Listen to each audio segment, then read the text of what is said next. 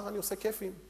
אז נהיה לי זמן גם ללמוד. אמא שלי, אתם זוכרים, אמא טיבריוס, היא רומניה, שאני מלך העולם. אם אין לי תואר, חבל הזמן, אין מה לדבר איתי.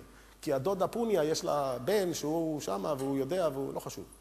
טוב, אז נהיה לי זמן, והצלחתי למצוא בלהויה, שהיא שכונה מקסימה בסן דייגו, תוכנית מיוחדת למנהלים שיש להם כבר, כי לא היה לי סבלנות ל4-5 שנים, תוכנית מיוחדת לתואר שני, אני לא חושב שיש את זה בארץ, תואר שני בשירותים פיננסיים, שהוא בערך קורס הבדל מה-CLU, ועוד קורס אחר הבדל מה-CFP, יש להם הכל בעולם. ההבדל שזה באמת תואר שני, ובא כתואר שני, וזכיתי לעשות גם את זה 2 והיה נהדר, וזה הלך מאוד מאוד יפה. המהפך האישי הישראלי שלי קרה ב-2006. שם לפתע פתאום, אחרי שנחה דעתי, ובאמת 5 שנים הסתדרתי, התארגנתי, התחתנתי, התגרשתי, הכל כבר היה מסודר יפה.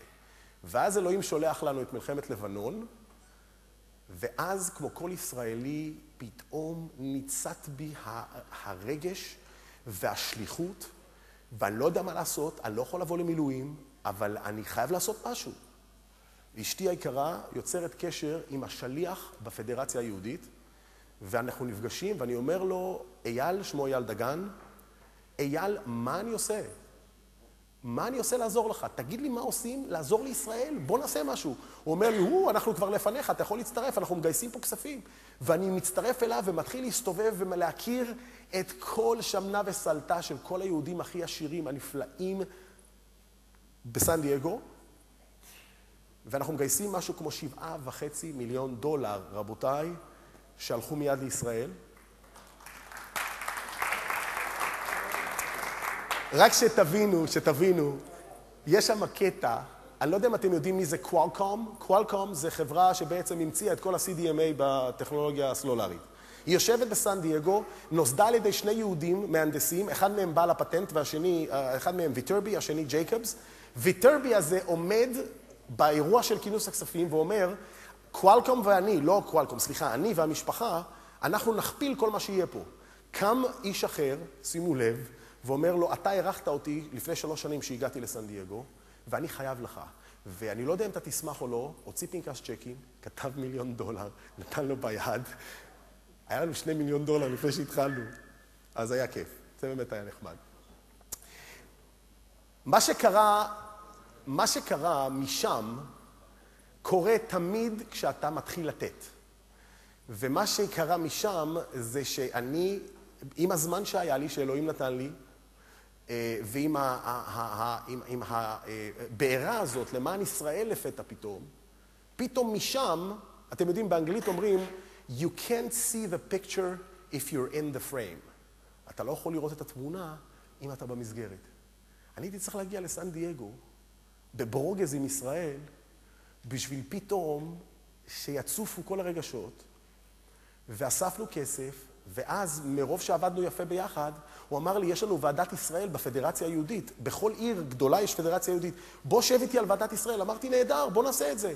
ישבתי, ואז מגיע ישראל ב-60, וועדת ישראל בוחרת את תמי, זוגתי ואותי, להיות ראשי הוועדה. ואנחנו עובדים עם כל הקהילה, שנה שלמה, מעל 70 אירועים, מכירים את כולם, ודוחפים את ישראל, ואני עומד על הבמות כל הזמן, ואומר להם, חבר'ה, כשאנחנו אומרים אורך חיים ביהדות זה עד 120, אנחנו מדברים על מדינה בת 60, היא אפילו לא טינג'ר.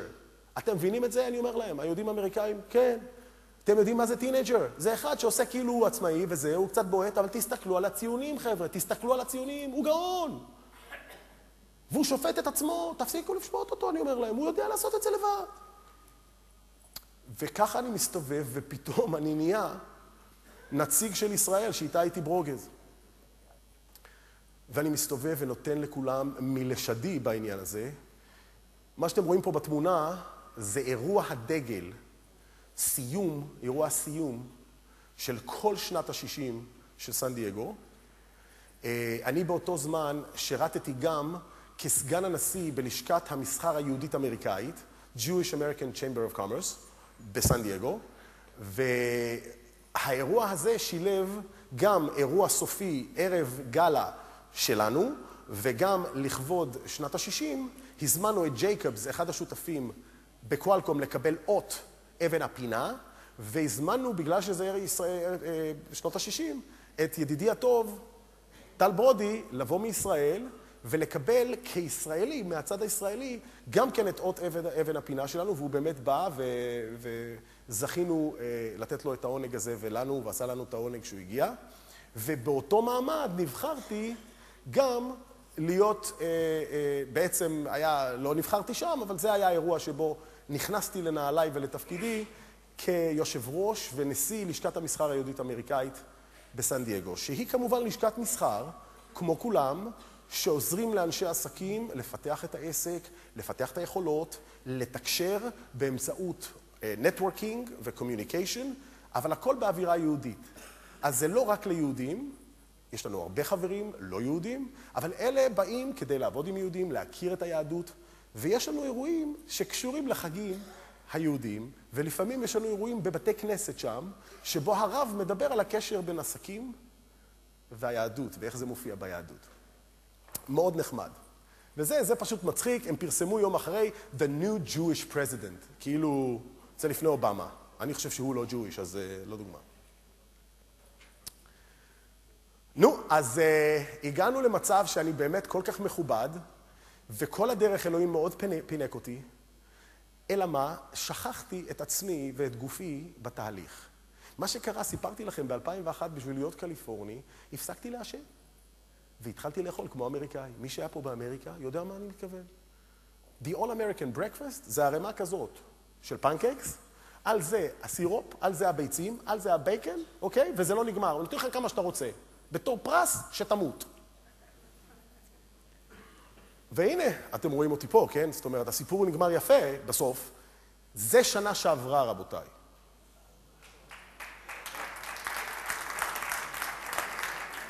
מה שאתם רואים פה, אני עומד ביום העצמאות של ישראל בסן דייגו, אני פוגש שם, אחד הדוכנים, את הרב שלנו מחב"ד, מאושנסייד, איפה שאני גר, חמוד הבחור, אומר לי, יאללה, תניח תפילין.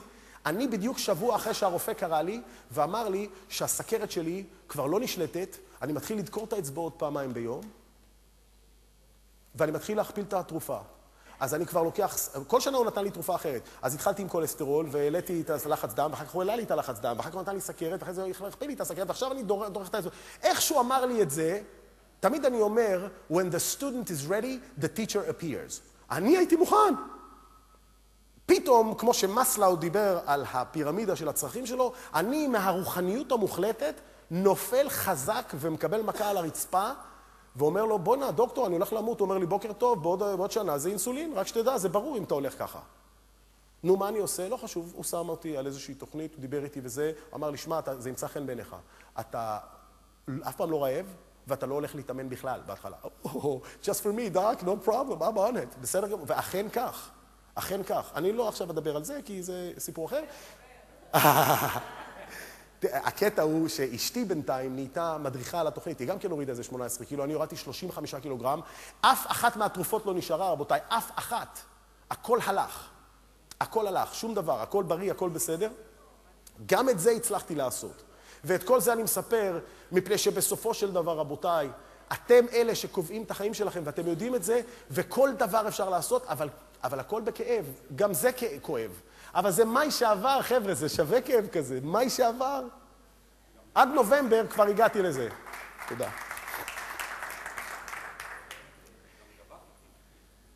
זהו, אני יושב לפני חודש בדיוק, תסתכלו, לפני חודש בדיוק, אני יושב באי הקטן ביותר בהוואי, שמו לנאי, הכי פחות ידוע מכולם, יש שם איזה 3,000 תושבים, עובדים רק בבתי המלון, מרכז העיר זה כמו מסחה ב-1922.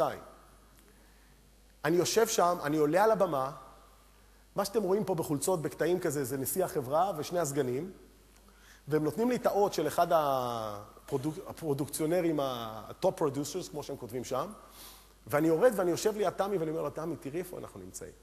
תראי מאיפה באנו. תראי מה זה, אני לא הייתי עושה את הדברים האלה אם לא הייתי גדל שם על החוף מול חיפה, ואם לא הייתי עובר את רם ועולה על הכתפיים שלו, ועולה על הכתפיים של שרמן, ועולה על הכתפיים של קהל, ועולה על הכתפיים של כל האנשים המקסימים